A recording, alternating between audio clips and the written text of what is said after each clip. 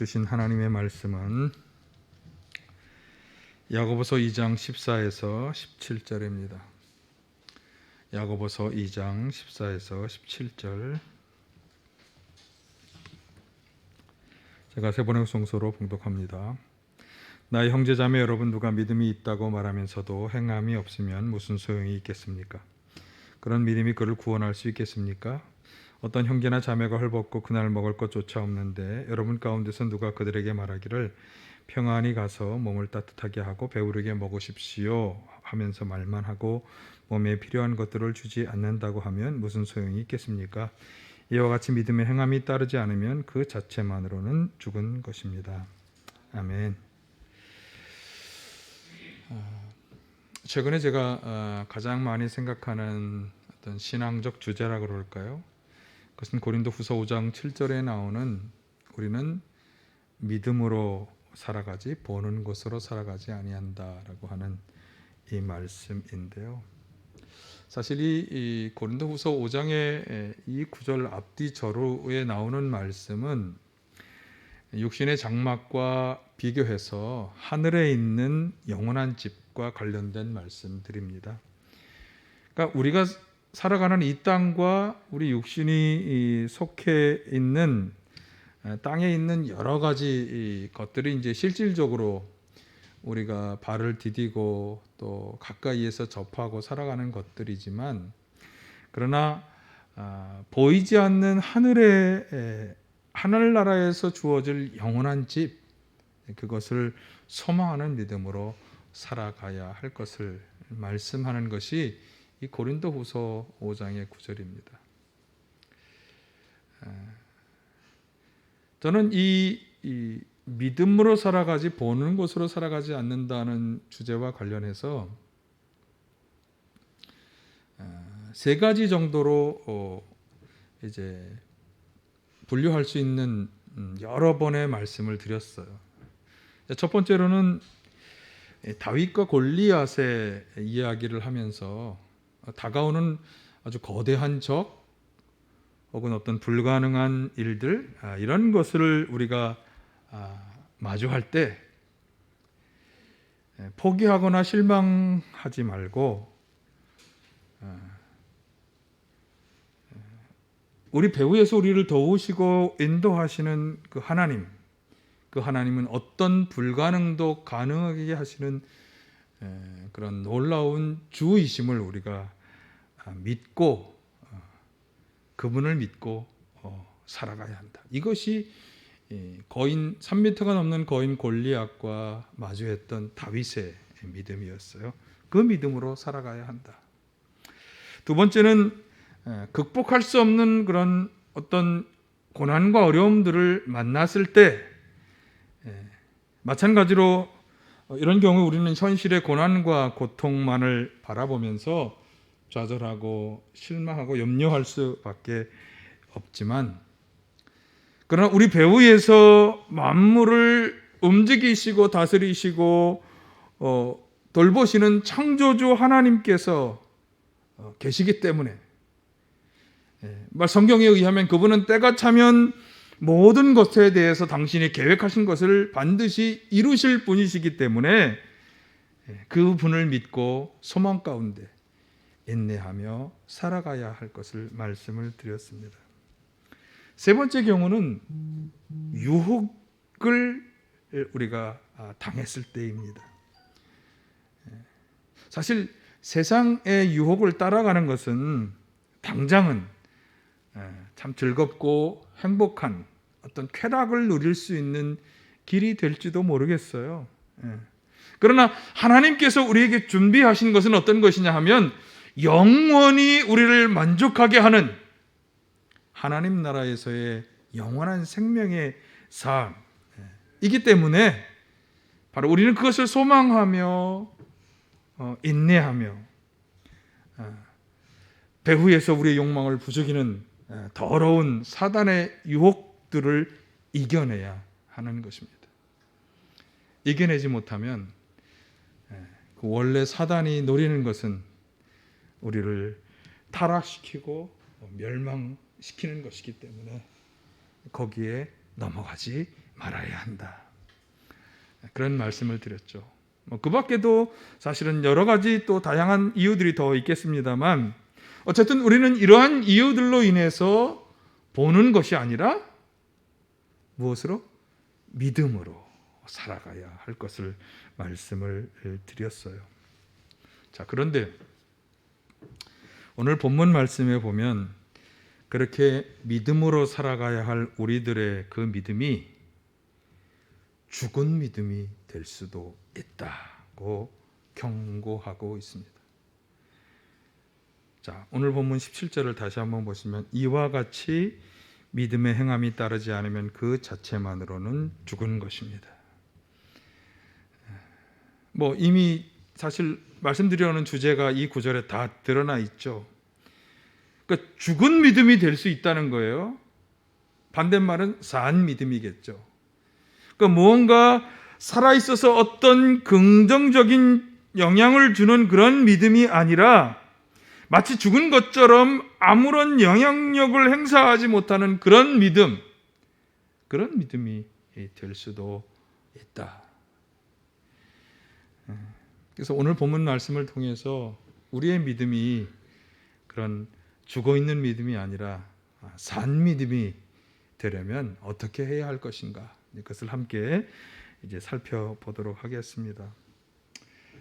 말씀한 것처럼 먼저 지적하는 것은 뭐냐 하면 믿음이 있다고 하면서도 행하지 않는 경우들에 대한 말씀을 하고 있어요. 여기 17절을 다시 한번 보여주시면 17절에 이와 같이 믿음의 행함이 따르지 않으면 이라고 이와 같이 라고 말씀하고 있으니까 바로 그 앞에서 말한 내용들 15, 16절에서 말씀한 내용을 받는 건데, 자 15, 16절은 이렇게 말씀하고 있어요. 어떤 형제나 자매가 헐벗고 그날 먹을 것조차 없는데 여러분 가운데서 누가 그들에게 말하기를 평안히 가서 몸을 따뜻하게 하고 배부르게 먹으십시오 하면서 말만 하고 몸에 필요한 것들을 주지 않는다고 하면 무슨 소용이 있겠습니까? 자, 형제 자매들이 헐벗고 굶주리고 있을 때 말만 하고 필요한 것을 제공해 주지 않는 경우, 그런 경우에 그런 사람이 가지고 있는 믿음은 아무런 소용이 없는 믿음이다. 그것은 행함이 없는 믿음이기 때문이다. 이렇게 말하고 있는 거예요. 여기서 말씀하는 이 형제 자매란 우리 육신의 형제 자매들, 이번 이제 명절이 되면 여러분이 만나실 친척, 내 자녀, 그런 육신의 혈육을 말하는 게 아니고요. 초대교회에서 당시에 이웃에 대해서 그들이 표현할 때 형제 자매들이라고 표현하고 있기 때문에 그 마음을 이야기하는 거예요. 그러니까 만나고 또 관계를 맺는 그런 이웃들 중에 헐벗고 굶주리는 사람을 만났을 때 말만 하지 말고 실질적으로 그들에게 필요한 것을 제공해 주라. 그것이 행함이 있는 믿음이다라고 말씀하는 거죠. 그러니까 여기서 말하는 행함은 당연히 부정적인 어떤 행함이 아니라 긍정적으로 행하는 것을 말씀하는 거죠. 자, 그러면 우리는 왜 그런 일을 해야 하는가? 헐벗고 굶주린 이웃에게 그들이 필요한 것을 제공해 주는 것이 왜 우리의 믿음과 연관이 되는가? 아니, 믿음은 내 마음에 가지고 있는 어떤 의지와 결단이지, 그것이 도대체 우리가 그런 굶주리고 헐벗은 분들에게 뭘 제공해 주는 게 우리의 믿음과 무슨 상관이 있는가? 무슨 상관이 있을까요? 우리의 믿음은 나 자신이나 어떤 우리가 만나는 사람들과를 믿는 그런 믿음이 아니에요. 누구를 믿는 거예요? 우리는 하나님을 믿는 거예요. 그러니까 우리 믿음의 대상이신 하나님이 지금 말씀드린 것과 같은 것들을 기뻐하고 원하시기 때문에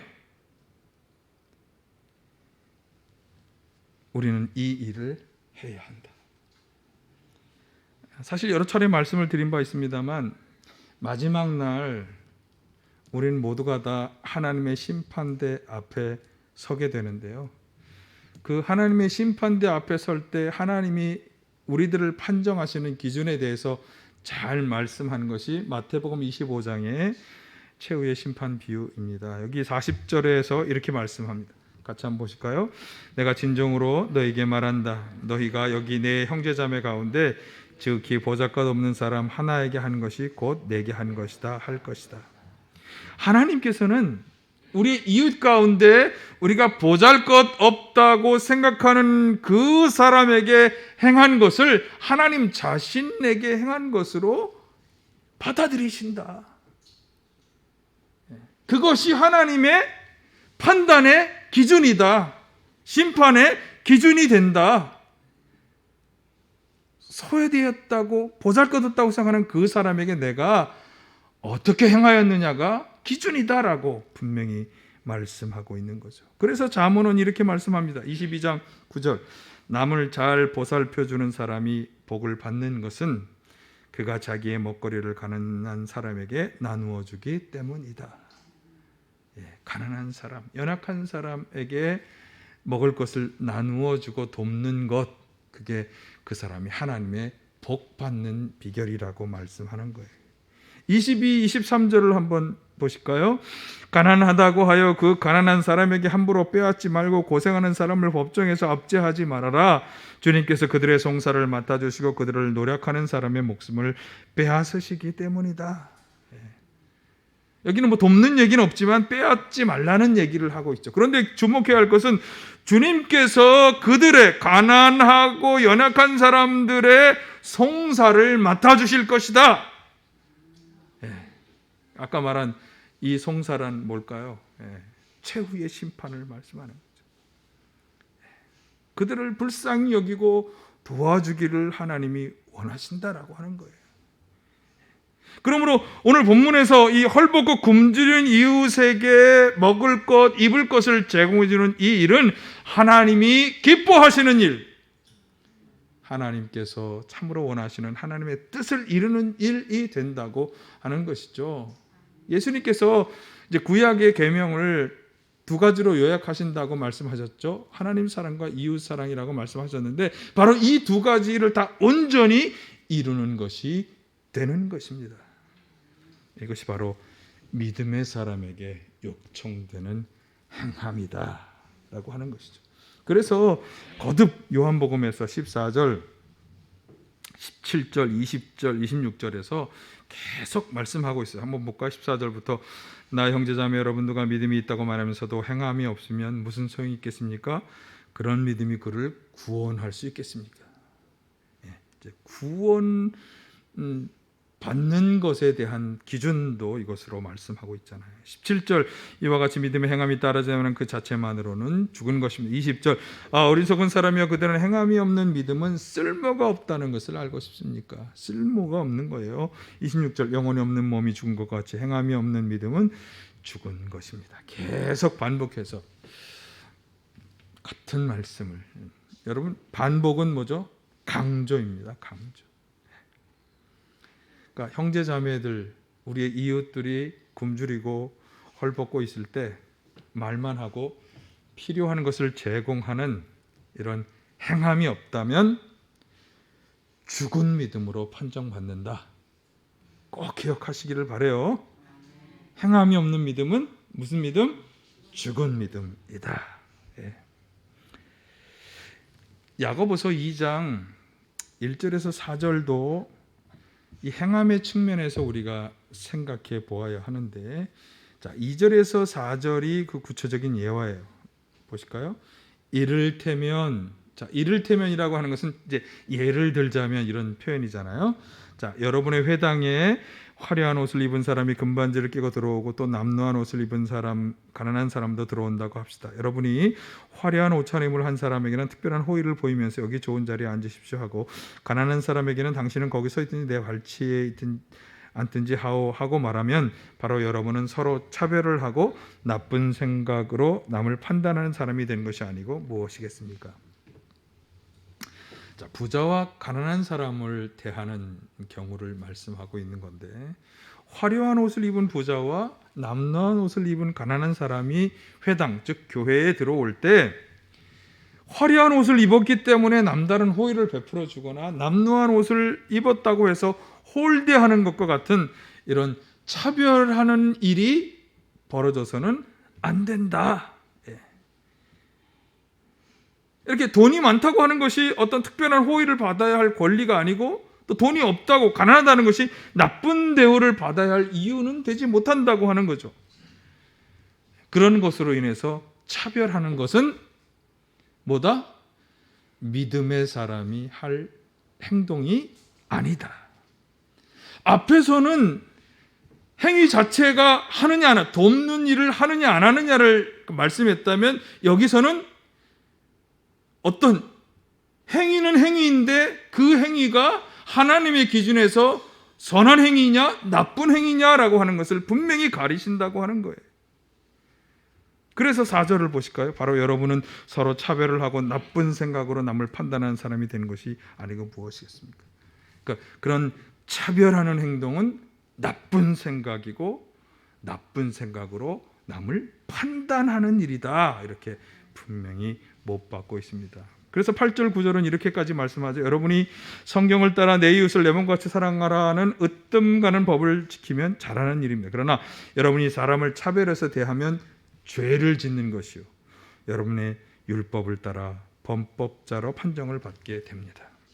자, 하나님은 내 이웃을 내 몸과 같이 사랑하라고 하셨는데 사람을 차별하여 대하는 것은 바로 이 하나님의 법을 어기는 죄를 짓는 것이다. 그래서 여기 범법자로 판정될 거라고 말씀하는 거예요.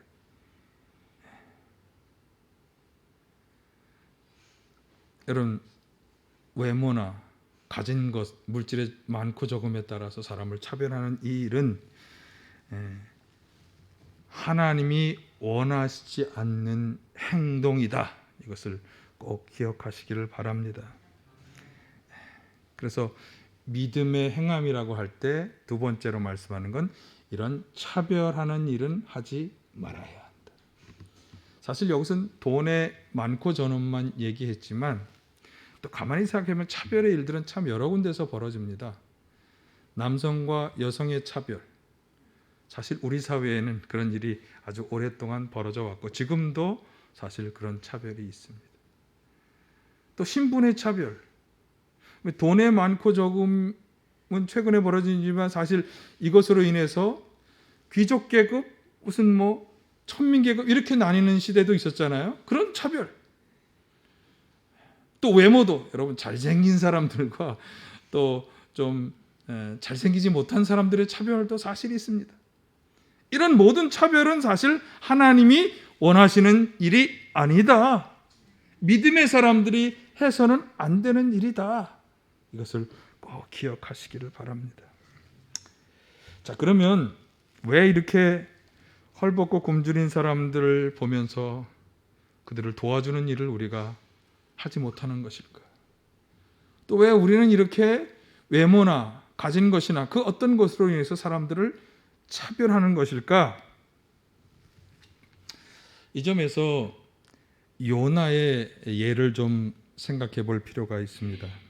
아주 중요한 것을 우리에게 말씀해 주기 때문인데, 자, 선지자 요나는 하나님으로부터 아수르 제국의 수도인 니느웨라고 하는 성으로 가서 그들이 저지르는 악행으로 인해서 하나님의 심판이 곧 다가올 거다라고 하는 것을 그들에게 선포하라고 하는 그런 명령을 받았죠. 그러나 그는 그 하나님의 명령을 받고도 성경에 보면 하나님의 얼굴을 피하여 다시스로 가는 배에 올라갔다고 말씀하고 있어요. 그런데 우리가 잘 아는 것처럼 그 배가 이제 엄청난 풍랑을 만나고 그 배의 선장을 비롯한 선원들은 도대체 왜 이런 일이 벌어질까? 누구 때문일까? 제비를 뽑자고 해서 바로 요나가 뽑혀서 그는 바다로 던져지게 되잖아요. 그리고 결국 물고기 뱃속에 3일 동안 갇혀서 그곳에서 정말 통회하며 자복하며 하나님께 기도하다가 결국 토해져 나오게 된 것이 니느웨로 가는 쪽이었죠. 그래서 결국 그런 하나님의 명령에 따라서 그곳에서 이제 하나님의 심판이 임할 것을 선포하고야 말았습니다. 자, 그런데 사실 성경에 의하면 그 니느웨라는 도성을 쭉 걸어가기 위해서는 사흘 길이나 걸리는 그런 길인데도 이 요나는 단지 하루만을 걸으면서 하나님의 심판이 임할 것을 외쳤어요. 그러니까 아주 성의 없이 외친 거죠. 그런데 놀라운 것은 그런 그의 그 성의 없는 선포를 듣고도 백성으로부터 왕이 이르기까지 모든 그 니느웨 성의 사람들이 다 베옷을 입고 통회하며 자복하고 회개하는 그런 놀라운 일이 일어났고 결국 그들을 하나님이 용서해 주셨죠. 하나님의 심판을 면하게 된 것입니다. 자, 그렇다면 요나는 왜 처음부터 이런 하나님의 말씀대로 니느웨로 가서 이 심판의 말씀을 선포하지 않았을까? 왜? 자, 이게 이제 굉장히 우리가 오늘 생각해 보아야 할 문제인데, 처음부터 그는 그곳에 가기를 원하지 않았고 또 우여곡절 끝에 가게 돼서도 아주 성의 없이 단 하루만을 선포하는 일을 그가 했는데 왜 그렇게 했을까? 자, 요나의 생각을 잘 말씀해 주는 구절은 4장 1절에서 3절인데요. 자, 요나는 이 일이 매우 못마땅하여 화가 났다. 그는 주님께 기도하며 아뢰었다. 주님, 내가 고국에 있을 때 이렇게 될 것이라고 이미 말씀드리지 않았습니까? 내가 서둘러 스페인으로 달아났던 것도 바로 이것 때문입니다. 하나님은 은혜로우시며 자비로우시며 좀처럼 노하지 않으시며 사랑이 없는 분이셔서 한없는 분이셔서 내리시려던 재앙마저 거두실 것임을 내가 알고 있었기 때문입니다. 주님, 이제는 제발 내 목숨을 나에게서 거두어 주십시오. 이렇게 사느니 차라리 죽는 것이 낫겠습니다. 요나는 지금 이 이방 민족에게 하나님의 자비가 베풀어지는 것을 원하지 않는 것 같아요. 그렇죠? 그래서 그는 굉장히 지금 화를 내고 있어요. 차라리 내가 죽는 게 좋겠다고 화를 내고 있어요. 처음부터 요나는 이 이스라엘의 대적이 되었고 끊임없이 자신들에게 악한 일을 저지른 이 이방 민족 사람들이 멸망을 당해 마땅하다는 생각을 가진 거예요. 저 사람들은 하나님의 자비의 대상이 아니라 심판의 대상일 뿐이라고 처음부터 생각한 거예요. 그래서 하나님의 자비가 내리는 것에 대해서 불평하고 있는 거죠. 여러분, 지금 요나는 하나님 앞에서 자기의 생각을 주장하고 있습니다. 그것도 자기가 볼 때 하나님의 생각보다 자신의 주장이 더 옳다고 생각하고 있어요. 그러니까 정말 그에게 중요한 건 자기 생각이지 하나님의 생각이 아닌 거예요. 여러분, 요나가 얼마나 자기중심적이고 이기적인 것인지를 우리가 요나의 생각이 엿볼 수 있습니다. 이게 문제예요. 자기중심적인 생각, 자신의 이기적인 생각을 내려놓지 못하는 것. 그동안 자기가 쌓아왔던 자신의 경륜과 또 자기가 배워왔던 또 자기가 쌓아왔던 그런 세계관, 가치관, 그런 것을 내세우고 정교하게 생각하면서 하나님의 생각을 받아들이려 하지 않는 것, 이게 문제가 되는 거예요. 하나님의 말씀을 받아들이지 않으니 하나님에게 순종할 수 없는 거죠. 요나가 바로 그것을 우리에게 잘 보여줍니다.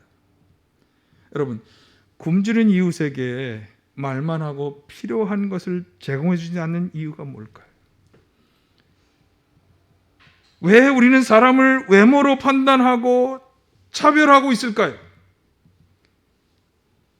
남성이 여성보다 우월한 존재라고 끊임없이 사람들이 생각하고 그 생각을 굳혀온 거예요. 백인이 흑인보다 뛰어나고 우월적인 존재라고 끊임없이 생각하는 가치관이 그들의 마음을 굳게 만든 거예요. 부자야말로 존중받아야 한다고 생각하는 생각이 기득권의 세력을 마음을 붙잡고 있는 거예요. 하나님 편에서 생각하지 않고 자기 생각만 주장하기 때문에 차별하고 돕는 일을 주저하고 살아가는 것입니다. 물론 우리 모두 각자 자기의 생각이 있죠. 인생을 살아온 경험과 자기 철학, 신앙생활의 연륜과 경륜이 다 있을 것입니다. 제가 목회하면서 들어왔던 이야기들 중에 대표적인 것이 하나가, 목사님은 세상을 너무 모릅니다. 목사님은 교회 안에만 살아오셨고 사회생활을 하지 않았기 때문에 세상이 어떻게 돌아가는지 잘 모르십니다. 맞습니다. 저는 잘 모릅니다. 치열한 직장 생활을 하지 않았고, 물론 교회 내에서야 전도사, 부목사 생활을 했지만 잘 모릅니다. 정말 세상에 대해서는 잘 모릅니다. 그러나 제가 정말 분명하게 알기 위해 노력하는 한 가지는 하나님의 생각입니다. 하나님의 생각. 여러분, 자기 생각을 우리는 내려놓고 하나님의 생각을 받아들여야 합니다. 가난한 자, 연약한 자, 소외된 자들을 사랑하고 돌보아 주어야 한다는 하나님의 생각, 사람을 차별하지 말고 평등하게 동등하게 대해 주어야 하며 특별히 연약한 자들을 더 돌보아 주어야 한다는 하나님의 생각, 그것을 우리가 받아들여야 하는 것입니다. 그것을 받아들이지 못하고 세상 속에서 내가 살아오면서 경험해왔던 모든 것에 근거해서 판단하고 하나님보다 그것을 더 중요하게 여긴다면 우리는 하나님에게 순종할 수 없게 되는 것입니다. 요나처럼, 본문에 나온 것처럼 남을 돌봐주지 않고 차별하는 사람들처럼 그렇게 살아가게 되는 것이죠. 여러분, 하나님 앞에서 우리의 모든 것을 다 내려놓고 하나님 중심적으로 생각하며 살아갈 때, 그것이 하나님께 순종하는 출발점인 줄 믿습니다. 자기 중심적인 생각들을 다 내려놓고 하나님 중심으로 그 생각을 바꿀 때, 그래서 순종할 때, 특별히 보잘것없는 우리의 연약한 이웃들에 대한 사랑, 돌봄에 대해서 하나님의 뜻을 받아들일 때, 그리고 순종할 때 놀라운 하나님의 역사가 일어나는 것입니다. 이것이 기독교 역사에서 놀라운 복음 전파의 공을 세웠던 바울 사도가 그렇게 복음을 전하는 곳마다 다니면서 동일하게 구제 사역을 열심히 행하였던 이유도 되는 것입니다. 고린도후서 8, 9장에 보면 그러한 바울 사도의 생각이 잘 드러나 있습니다. 자, 이제 결론을 내리면서, 이제까지 우리가 좀 부정적인 예를 들었다면 긍정적인 예를 하나 들면서 이제 마무리 짓겠습니다. 행함이 있는 믿음의 사람, 대표적인 분이 누구냐 하면 바로 믿음의 조상 아브라함입니다. 야고보서 2장 21, 23절은 이렇게 말씀하죠. 우리 조상 아브라함이 자기 아들 이삭을 제단에 바치고서 행함으로 의롭게 된 것이 아닙니까?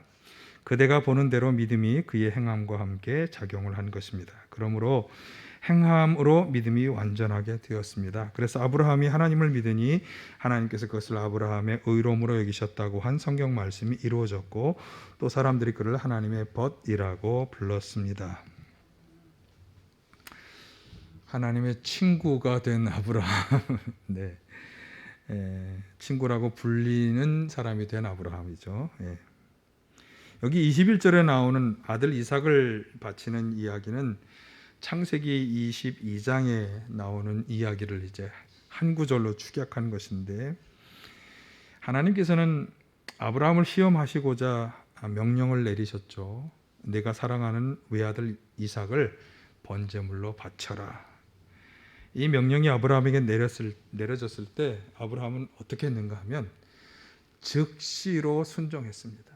성경에 보면 이튿날 아침 일찍 아들을 데리고 하나님이 바치라고 한 그 모리아 산으로 출발했다고 나옵니다. 사실 이 하나님이 명령을 그가 받았을 때 어떤 마음의 상태였을까? 성경은 거기에 대해서 이야기하지 않습니다만 성경은 우리에게 말씀해 주는 것은 그가 일말의 주저함도 없이 순종하였다, 그렇게 우리에게 말씀해 줍니다. 그는 하나님 앞에서 자기 생각을 주장하지 않고 전적으로 하나님의 명령에 순종했습니다. 그 아들이 어떤 아들입니까? 모든 생산할 가능성이 다 사라진 나이 100세에 얻은 불가능하다고 여겨지는 그런 상황 속에서 하나님이 주신 아들이었어요. 그런데도 그는 그 아들을 바쳐라 라고 하는 하나님의 명령에 주저함 없이 즉시로 순종하여 행하였습니다. 물론 하나님이 그런 명령을 내리는 게 옳으냐 그르냐, 아브라함 어떻게 아들을 바치라는 그 명령에 저항하지 않고 그렇게 순종하느냐, 이런 여러 가지 사람들의 설왕설래가 있습니다. 그러나 성경은 그 모든 것들을 다 배제하고 말합니다. 하나님이 그것을 인정해 주셨다. 창세기 22장 12절은 아브라함이 그렇게 아들을 제단에 쌓고 칼을 들어서 제물을 바칠 때 처음으로 하는 것은 이제 피를 흘리는 거기 때문에 칼을 들고 이렇게 해야 되죠. 그때 하나님이 하신 말씀이에요. 아이에게 손을 대지 마라. 그 아이에게 아무 일도 하지 마라.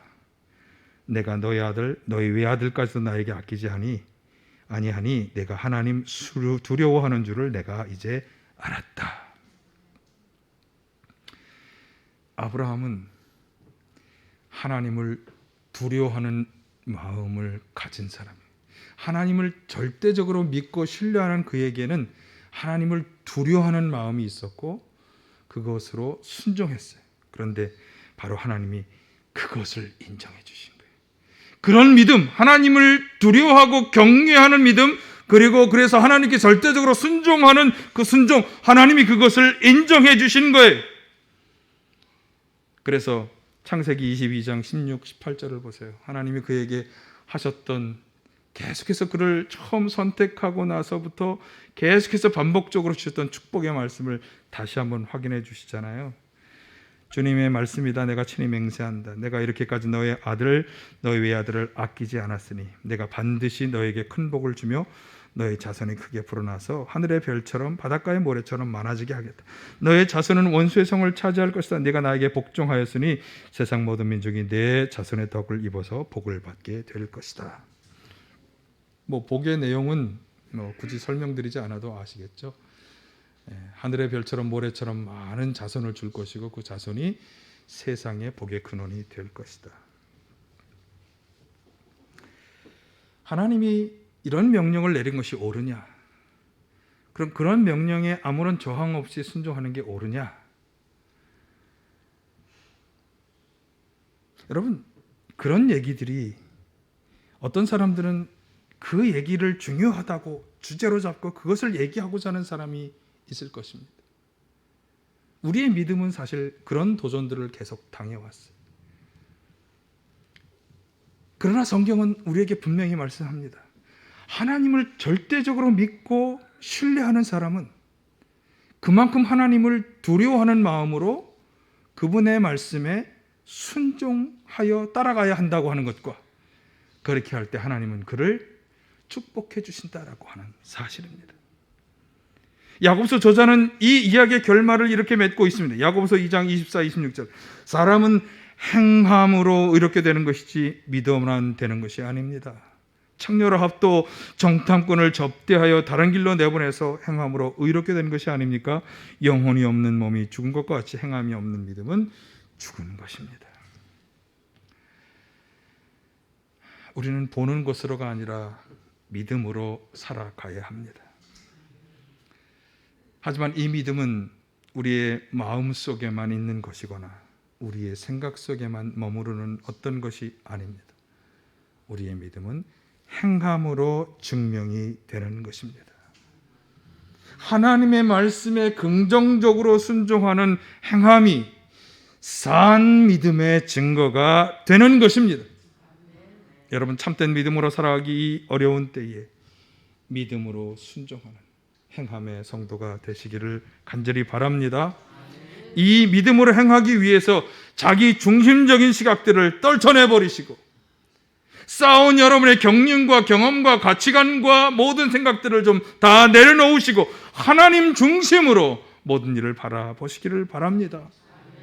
특별히 오늘 본문에서 소외되고 가난한 이웃, 차별받는 사람들에 대한 그들을 바라볼 때 하나님의 마음으로 바라보시고 사랑을 베풀어 주시기를 바랍니다.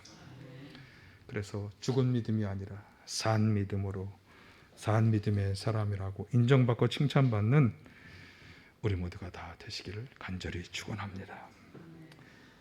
믿음이 있다 하면서도